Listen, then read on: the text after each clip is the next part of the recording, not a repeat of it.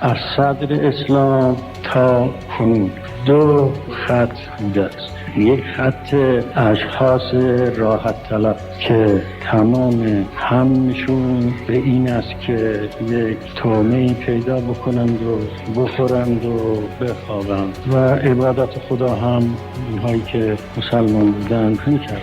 اما مقدم بر هر چیزی در نظر اونها راحت طلبی بود. یه دسته اینطور حضرت امیر اینا تعبیر میکند که اینا همشون علفشون مثل حیواناتی که همشون این است که شکمش سیر بشه، شهواتش را بر همه چیز مقدم میداره، نماز هم میکند و روزه هم میگیرد و عبادات شرعی هم به جا میاره. لکن اینطور است وضع تفکر که انسان نباید خودش را در معرض خطری قرار بده و این کاری که این ملت شریف اسلام کردن این کار جنون آمیز بوده است. یه دسته دیگر هم انبیا بودند و اولیاء بزرگ، اون هم یه مکتبی بود. تمام عمرشون را صرف میکردن در این که ظلم ها در ممالک دنیا واقع میشد، همشون هم اینها صرف میکردن در مقابله با اینها.